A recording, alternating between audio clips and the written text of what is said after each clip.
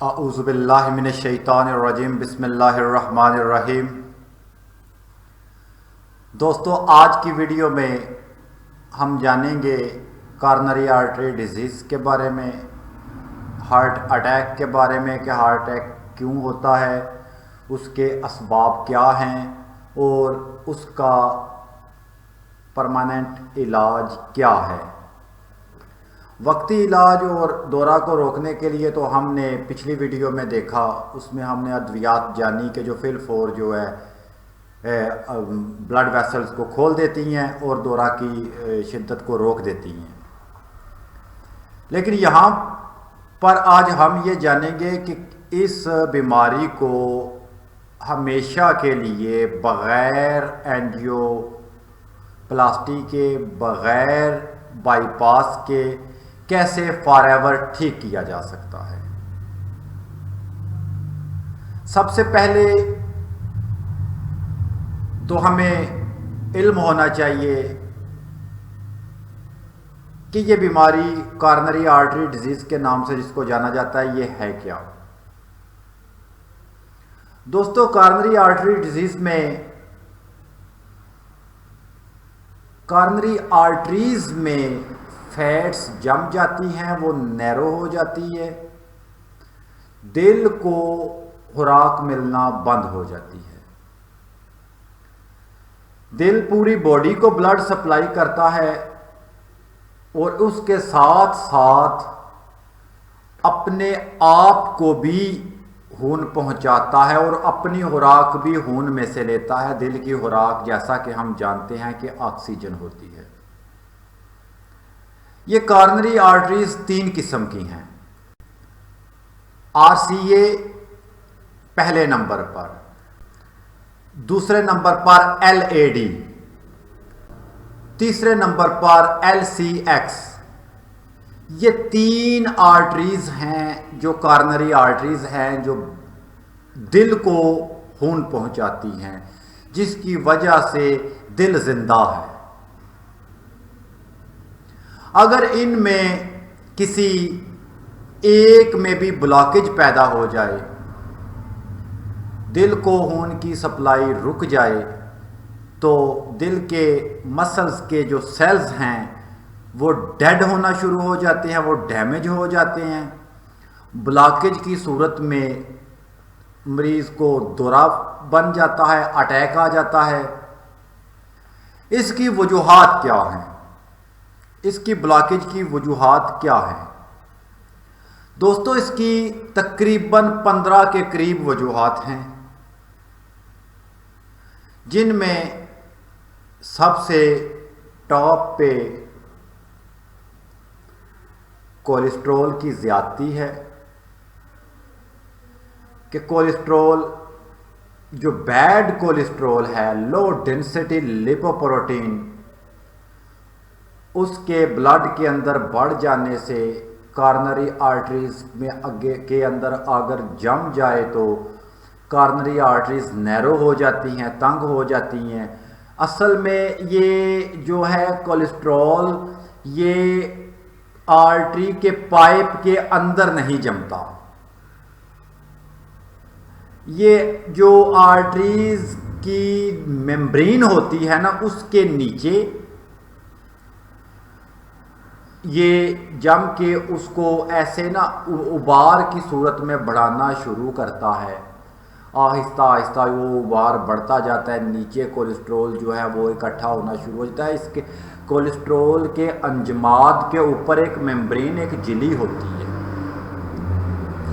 जैसे ही ये इंतहाई मिकदार में अगर बढ़ जाए तो या तो ब्लॉकेज हो जाएगी इसी के साथ, या फिर ये मेम्ब्रेन फट जाएगी। अगर ये मेम्ब्रेन फट जाए तो उससे भी हार्ट अटैक आ जाएगा।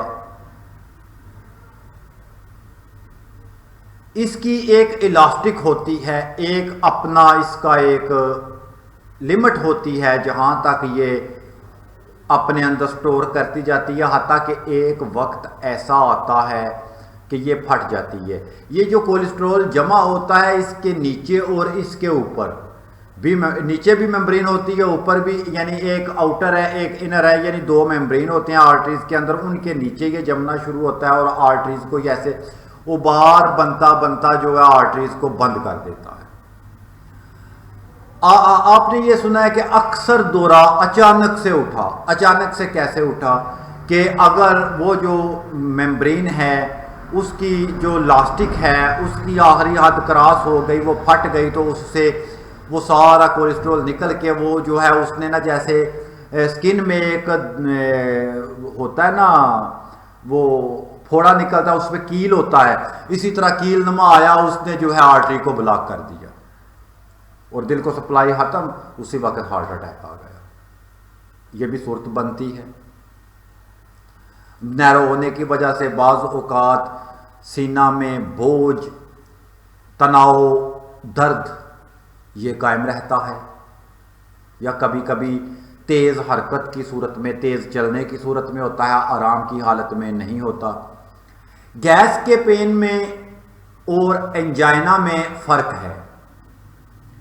एंजाइना पेक्टोरस में अगर मरीज़ को आप तेज़ चलने को कहें, दौड़ने को कहें, तो उसके सीने में दर्द होना शुरू हो जाएगा। गैस का जो मरीज़ होगा अगर आप उसको दौड़ाएंगे वो तेज़ चलेगा, जैसे भी हो उसको कोई फ़र्क नहीं पड़ेगा। ये सबसे बड़ा फ़र्क है इन दोनों दर्दों में। बास डॉक्टर एंजाइना को कह देते हैं नहीं कोई नहीं तनु गैस का नुक्स है और कोई रोला नहीं, आ गोली खा। और बाज ऐसे होते हैं जो गैस प्रॉब्लम को जो है वो एंजाइना बना देते हैं और मरीज को परेशान कर देते हैं। यानी ये फर्क आपने जहन में रखना है कि एक्सरसाइज की सूरत में अगर आपकी आर्टरीज नैरो हैं, कार्बनरी आर्टरी डिजीज है, तो आपको दर्द शुरू हो जाएगा, जकड़न शुरू हो जाएगी, तनाव, डिस्कम्फर्ट जो है वो आप फील करेंगे।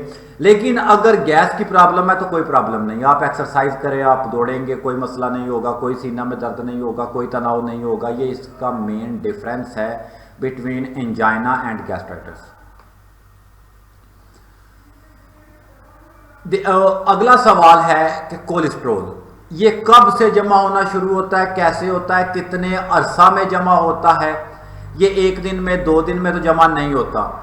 जैसे ही इंसान की ग्रोथ की लिमिट एज जो है वो गुजर जाती है, उसके बाद जो है फैट्स हैं वो बॉडी के अंदर ब्लड वेसल्स के अंदर जमा होनी शुरू हो जाती हैं। आहिस्ता आहिस्ता आहिस्ता दिल में जो दिल को सप्लाई की ज़रूरत है ब्लड की, जो जितनी वो आर्टरी खुली है उससे उसका 20% की ज़रूरत होती है। यानी दिल को सप्लाई 100% मिल रही होती है। अगर 20% भी उसको सप्लाई मिलती रहे तो आप नॉर्मल हैं। 20-30 पे आप नॉर्मल हैं। 30 पे आप ऐसे करेंगे, अगर तेज चलेंगे, सीढ़ियां चढ़ेंगे तो फिर आपको कभी कभार जो है वो दर्द महसूस होगी, वरना आप नॉर्मल हैं। जब फैट्स जमा होनी शुरू हो जाए, अगर 60% भी है तो मरीज अपने आप को नॉर्मल महसूस करता है, वो अपने आप को हार्ट पेशेंट तस्वर नहीं करता और ईसीजी भी नॉर्मल आती है। ईसीजी तो दोस्तों तकरीबन 70% पे भी, 80% ब्लॉकेज पे भी नॉर्मल आती है। ये ईसीजी का भी तरीकाकार है, स्ट्रेस टेस्ट है, एक्सरसाइज ईसीजी है, लेकिन हमारे यहाँ पे ना एक वो लकीर के फकीर वाला सिस्टम है कि बस ईसीजी हो गई है, लम्या पिया है तो ईसीजी लाई है तो चेक की है तो प्रिंट आउट किया है, ग्राफ लिया तो आखिर तेरी ईसीजी नॉर्मल है, तनु कोई प्रॉब्लम नहीं। ये गलत है। मरीज की ईसीजी स्ट्रेस टेस्ट भी होना चाहिए, एक्सरसाइज ईसीजी भी होनी चाहिए, फिर पता चलता है कि इसको क्या प्रॉब्लम महसूस हुई है या वो क्या प्रॉब्लम है, तब ईसीजी अब नॉर्मल आएगी। ईसीजी नॉर्मल है, मरीज को आपने कह दिया कि आपकी ईसीजी नॉर्मल है, आप ये मेडिसिन इस्तेमाल करें, आहिस्ता आहिस्ता वो जो है ब्लॉकेज बढ़ती जा रही है, हत्ता के फिर आपको जो है एंजियोग्राफी कराएंगे कि देखने के लिए कि ब्लॉकेज है, कहाँ पे है, कितनी है। उसमें भी रिपोर्ट जो है वो एक्यूरेट नहीं होती। बाज कार्डियोलॉजिस्ट 70% ब्लॉकेज दे रहे हैं और उसी पेशेंट की जो है बाज जो है वो 80% दे रहे हैं। 80% के बाद 70 दे रहे हैं, 70% के बाद 80 दे रहे हैं। इसमें भी कभी किसी ने ये नहीं कहा कि जी आपकी ब्लॉकेज 71 है, 73 है, 75 है, नहीं, ये एक एस्टीमेट है 70-80, यानी ये परफेक्ट नहीं है। और ये एक खतरनाक प्रोसीजर है, ये टेस्ट भी खतरनाक है एंजियोग्राफी। इसमें यहाँ से जो है वो तार गुजार के दिल तक पहुंचाई जाती है और देखा जाता है कहाँ पे ब्लॉकेज है, कहाँ पे नहीं है, ठीक है, कितने कौन सी आर्टरी बंद है।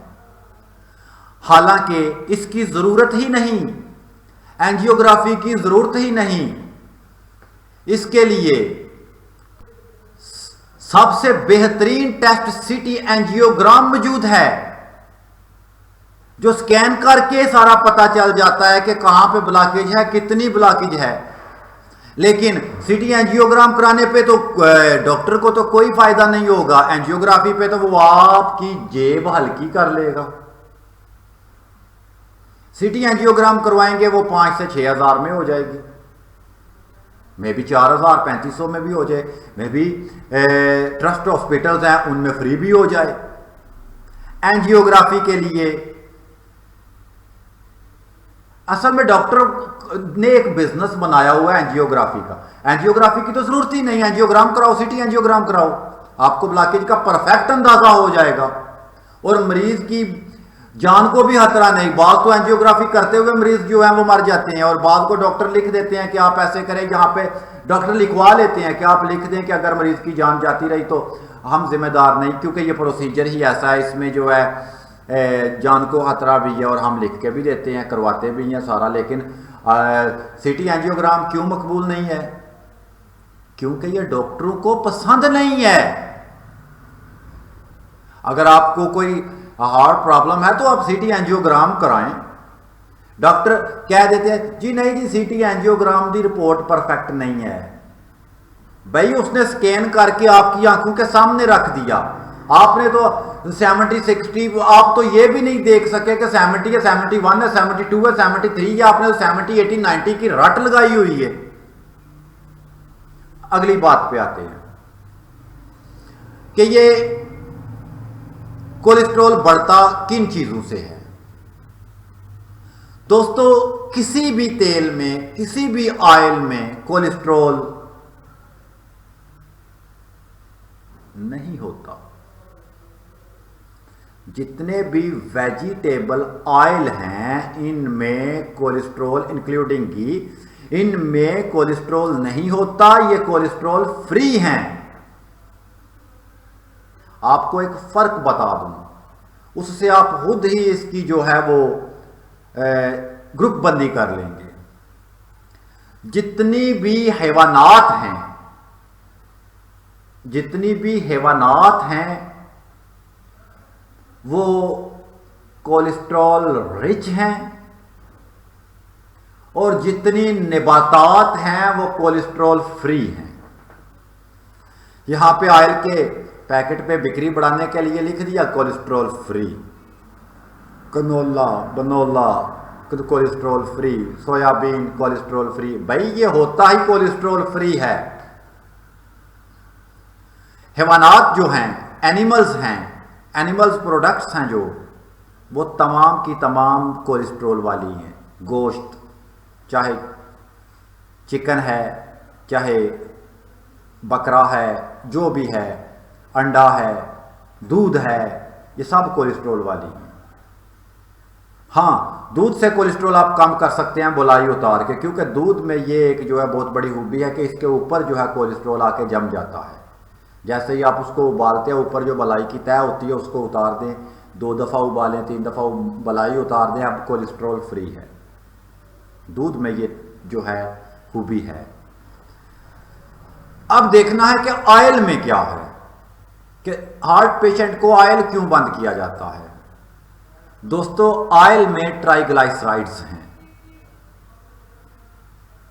बैड कोलेस्ट्रॉल हैवानात में है और ऑयल में ट्राइग्लाइसराइड्स हैं।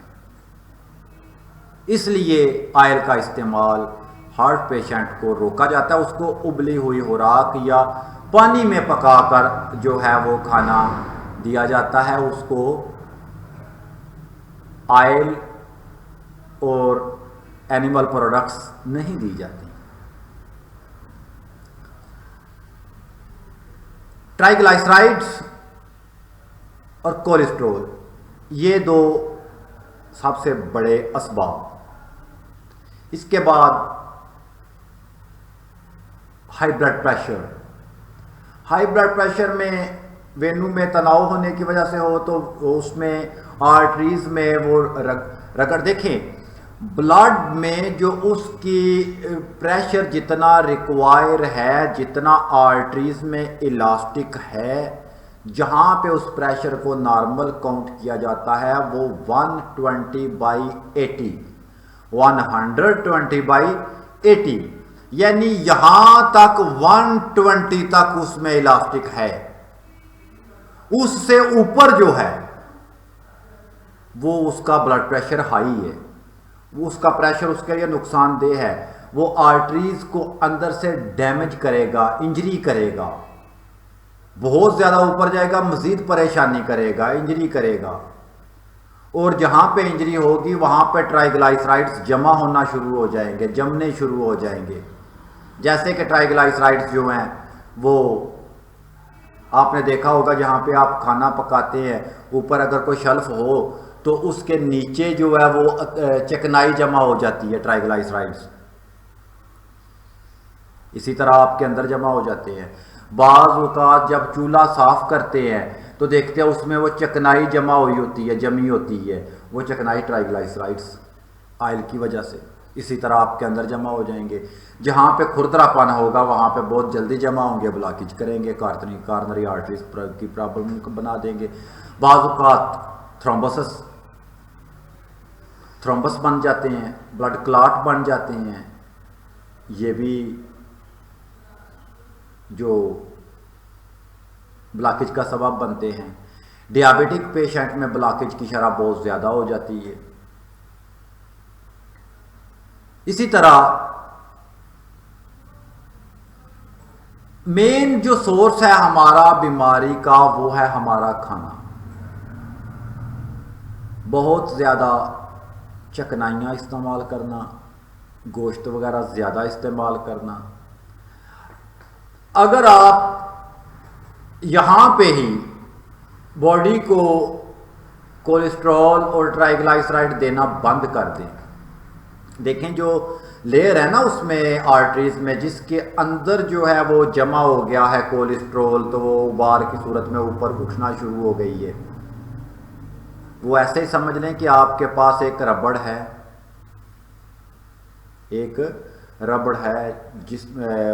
जिसमें आप जो है कोई कागज़ वगैरह जो है वो पैक करते जा रहे हैं, यहाँ तक कि जब बहुत ज़्यादा करेंगे तो वो रबड़ टूट जाएगा, इलास्टिक की उसकी हद लिमिट ख़त्म हो जाएगी। अगर आप उसमें से कागज़ निकालने शुरू करते जाएं या ना भी निकालें तो वहाँ पे रोक दें तो वो रबड़ टूटेगा नहीं, वो ब्लॉकेज बढ़ेगी नहीं, वो मेम्ब्रेन फटेगी नहीं, वो क्लॉट की सूरत में आगे जाके रुकावट नहीं पैदा करेगी। तो फिर यहाँ से ये बात जो है साबित हुई कि अगर आप ट्राइग्लाइसराइड और कोलेस्ट्रॉल का फैट्स का इस्तेमाल रोक दें तो आप जो हैं वो बाईपास से बच सकते हैं, एंजियोप्लास्टी से बच सकते हैं। रहा सवाल एंजियोप्लास्टी का, एंजियोप्लास्टी में स्टंट डालते हैं।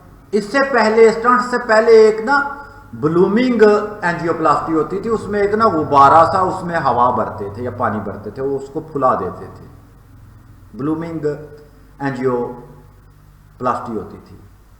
वो नाकाम हो गई कुछ देर के बाद, उसको फैलाने के बाद फिर जब निकालते थे तो वो फिर अपनी जगह पे आ जाती थी। फिर डॉक्टरों ने जो है वो स्प्रिंग की सूरत, आजकल वो ना जाली की सूरत में आ रहा है स्टंट, ये फॉरेन बॉडी है, इसमें चकनाई बहुत जल्दी जमा हो जाएगी। फिर इन्होंने ना उसको मेडिसिन में डिप करके वो मेडिकेटेड स्टंट बनाया कि अब इसकी लिमिट ज़्यादा होगी, लेकिन फिर भी वही का मामला हो गया। साल 2 साल बाद दोबारा जो है ब्लॉकेज हो गई। अगला स्टेप बाईपास का था। बाईपास ऐसे नहीं होता, कि बाईपास में यहाँ से चीरा जाता है बॉडी को, सारी को खोला जाता है, खोल के फिर जो है हार्ट के फिर वो ट्यूब को जो है वो बाईपास किया जाता है, यानी ट्यूब के एक सिरे से दूसरे सिरे तक एक ना वो बाईपास की सूरत में ट्यूब दे दी जाती है। यहाँ से अगर सेंटर से ब्लॉक है तो इधर से कनेक्शन लेके इधर कनेक्शन दे दिया, ये ब्लॉकेज अपनी जगह रही, यहाँ अगले अज़ा को खून जो है वो सप्लाई होना शुरू हो गया, ये बाईपास है। ये कोई मामूली काम नहीं, लेकिन इससे बगैर भी मरीज़ ठीक हो जाता है। कैसे? फर्स्ट ऑफ ऑल अपनी लाइफस्टाइल को चेंज करें। लाइफस्टाइल चेंज करने के बाद फिर कुछ अद्वियात हैं जो 100% ऑथेंटिक अद्वियात हैं होम्योपैथिक मेडिसिन सिस्टम में, यानी तमाम अल्टरनेटिव मेडिसिन सिस्टम्स में मौजूद हैं। होम्योपैथिक में मदर टिंक्चर फॉर्म में ऐसी मेडिसिन मौजूद हैं जो एक हफ्ता के अंदर अंदर आपके ट्राइग्लिसराइड लेवल को लो कर देंगी,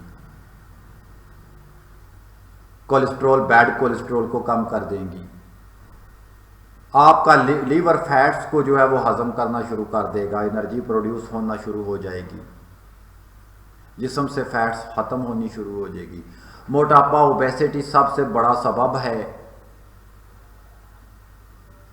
कॉर्नरी आर्टरी डिजीज़ का, क्योंकि इसमें रुझान होता है फैट्स का स्टोर होने का।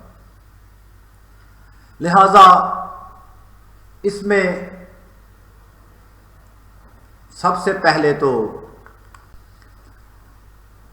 लाइफस्टाइल को चेंज करना होगा। उसके साथ आपने किसी अच्छे होम्योपैथिक मुआलज से मेडिसिन इस्तेमाल करनी होगी, जो में भी आपको 3 से 4 माह के अंदर अंदर आपको क्लियर करार दे दे।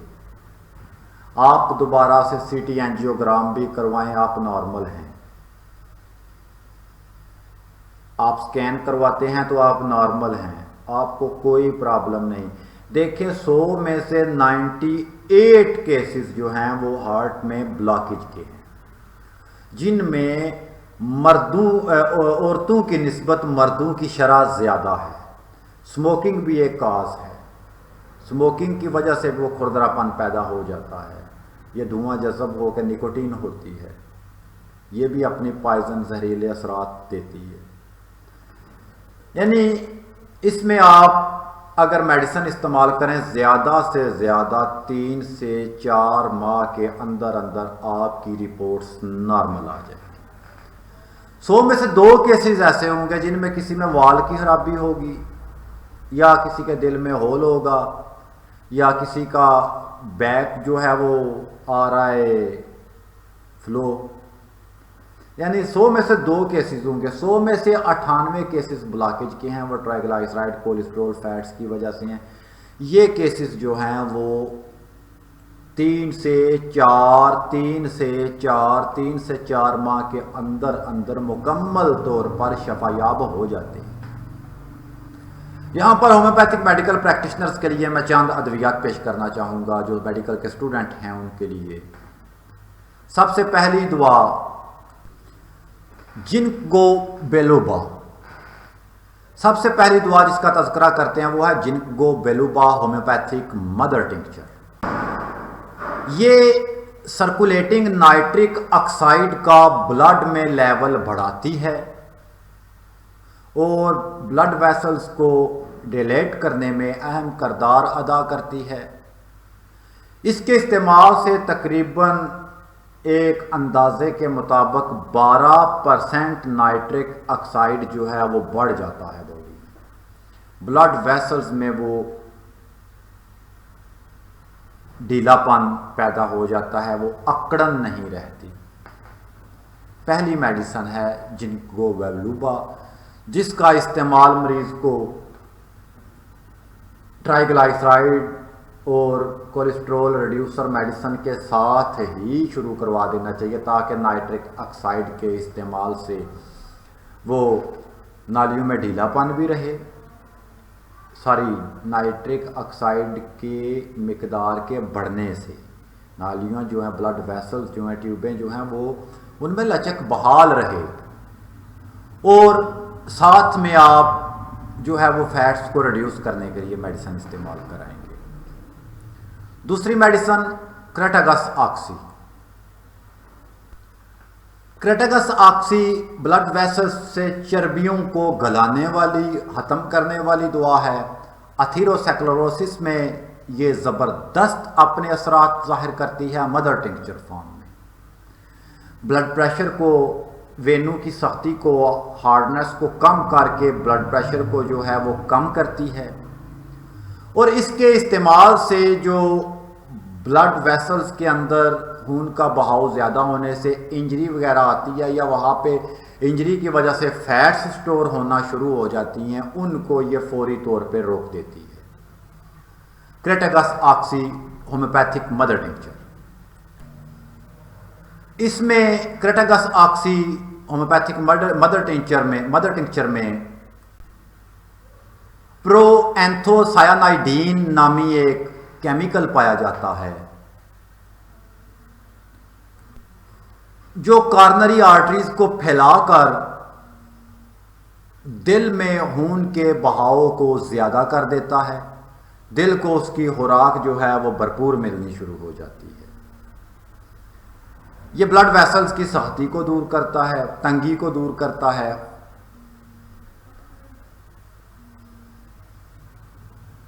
इसके साथ लिपिड को कम करता है। कंजस्टिव हार्ट फेलियर में इंतहाई मुफीद है।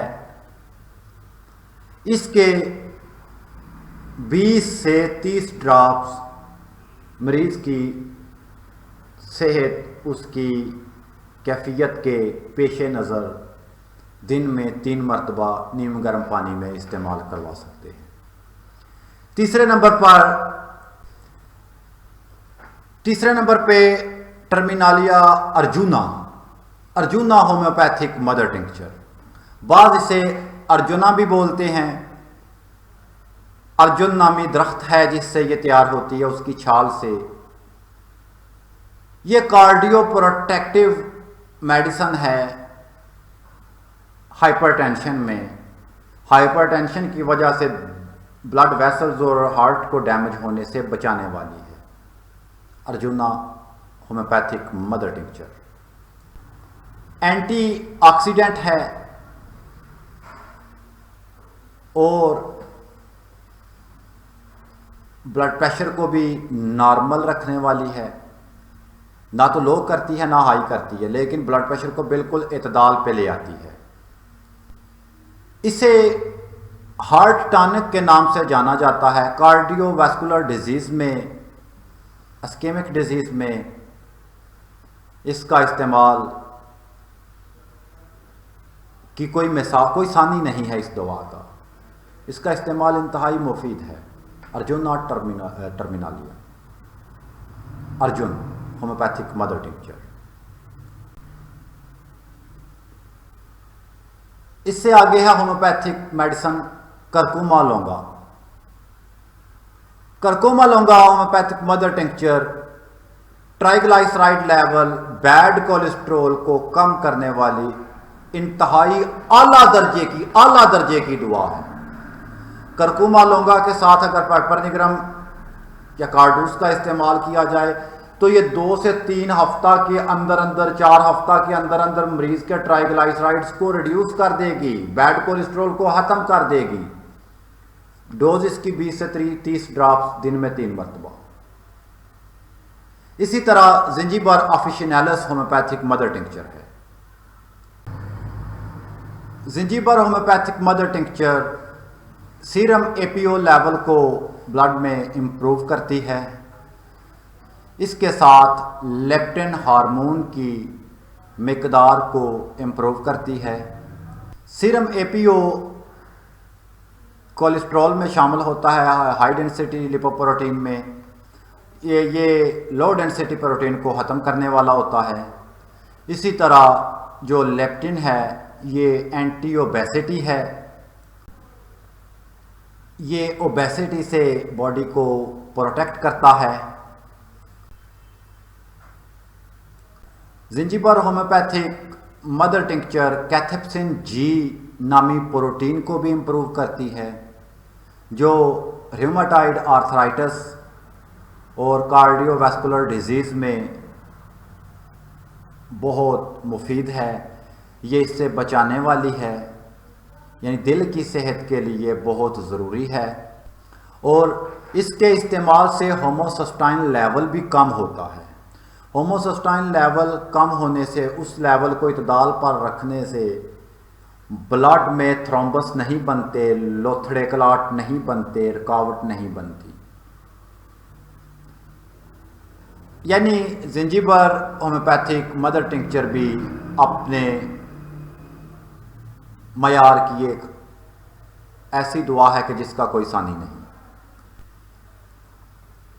मोरिंगा ओलिफेरा ये भी ब्लड प्रेशर को कम करने वाली है और ट्राइग्लाइसराइड्स लिपिड प्रोफाइल को नॉर्मल करने वाली है, अपने इतदाल पे लाने वाली है।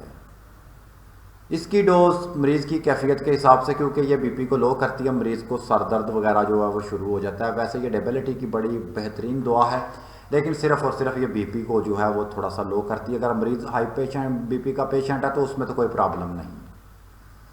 इसी तरह convallaria homeopathic mother tincture, convallaria homeopathic mother tincture ये दिल के साइज को कम करने वाली बड़ी मशहूर दुआ है, लेकिन ये बॉडी से पोटाशियम को खारिज करती है। अगर हाइपर कालेमिया का केस है और कैल्शियम की कमी है, पोटाशियम की ज़्यादती है, जिसकी वजह से दिल फैल रहा है, तो कन्वलेरिया होम्योपैथिक मदर टिंक्चर बॉडी से जो है वो पोटाशियम के लेवल को कम कर देगी। इसमें कार्डिक ग्लाइकोसाइड्स नामी एक ग्लाइकोसाइड्स पाया जाता है, केमिकल पाया जाता है, जो पोटाशियम का बॉडी से अखराज करा देता है। अडूनस वर्नालस होम्योपैथिक मदर टिंक्चर ये कैल्शियम की मिकदार को दिल में बढ़ा देती है, हार्ट अटैक से मरीज बच जाता है। मेट्रल वाल्व की खराबी को दूर करती है और ये भी पोटाशियम को खारिज करने वाली है, पोटाशियम के बुरे असरात से महफूज रखती है। डायूरेटिक सलाहियतों की भी हामिल है। दोस्तों, कन्वलेरिया मजालस होम्योपैथिक मदर टिंक्चर दिल के बड़े होने, अगर उसमें इलेक्ट्रोलाइट पोटाशियम ज़्यादा है तो उसमें ये बड़ी मुफीद है। अक्सर किडनी फेलियर केसेस में भी पोटाशियम लेवल बहुत हाई होता है, तो उसके मरीजों का भी दिल जो है वो बढ़ना शुरू हो जाता है। एस्पैरागस होम्योपैथिक मदर टिंक्चर में एक बड़ा पावरफुल पिगमेंट्स पाया जाता है, जिसको एंथोसायानाइन कहते हैं। ये पिगमेंट ब्लड प्रेशर लोअर है और हार्ट अटैक के रिस्क को कम करता है।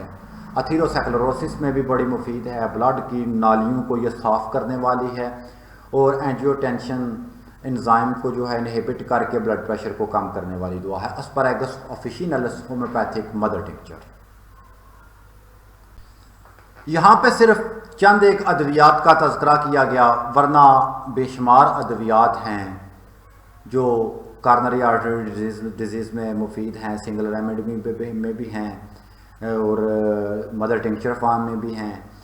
लेकिन हार्ट का मसला ऐसा है कि इसमें कोई भी दुआ एक काबिल होम्योपैथ के मशवरे के बगैर इस्तेमाल नहीं करनी चाहिए। एक होम्योपैथिक मुआलिज जानता है कि आपकी बॉडी को क्या ज़रूरत है और कि मेडिसिन का क्या मोड ऑफ एक्शन है, क्योंकि यहाँ पे अद्वियात के मोड ऑफ एक्शन नहीं बताए जा रहे, यहाँ पे सिर्फ और सिर्फ मेडिसिन के हिंट्स दिए जा रहे हैं ताकि डॉक्टर्स की यादहानी हो जाए और मेडिकल स्टूडेंट्स को रिसर्च करने के लिए एक नया टारगेट मिल जाए, एक मंजिल मिल जाए, उनका रुख किया जा रहा है। वरना एक डॉक्टर जो है वो केस की नोयत के हिसाब से ही मेडिसिन सेलेक्ट करेगा। डिजिटैलस है, कैक्टस है, इस तरह के स्पीडोस्पर्मा है, वेट्रम है, यानी बेशुमार अद्वियात हैं, लेकिन मरीज़ के टेस्ट रिपोर्ट्स के हिसाब से एक मुआलिज ही जानता है कि इसकी बॉडी में क्या तब्दीली है, क्या इस केमिकल ज़्यादा है, इसकी बायोकेमिस्ट्री में क्या चेंजिंग है, इसको किस दवा की ज़रूरत है। क्योंकि किसी भी अगर बायोकेमिकल चेंजिंग होगी तो उसके नतीजे में अलामात का ज़हूर होगा। उन अलामात को एक मुआलिज पकड़ता है या वो अलामात के झंझट से निकल कर टेस्ट रिपोर्ट की वजह से देख लेता है कि अगर ये टेस्ट पॉजिटिव आया, इसमें ये अलामात हैं और इसको कैसे ठीक करना, ये एक मुआलिज जानता है। ये मरीज़ के बस की बात नहीं। मरीज़ सेल्फ मेडिकेशन से परहेज़ करें। वीडियो अगर पसंद आए तो इसे लाइक करें और दोस्तों में शेयर करें। अगर चैनल में नए हैं तो चैनल को सब्सक्राइब कर लें ताकि हर आने वाली वीडियो की इत्तला आपको मिलती रहे, लेकिन साथ में बेल आइकॉन बटन दबाना ना भूलें। फ़ी अमानिल्लाह, अल्लाह हाफ़िज़।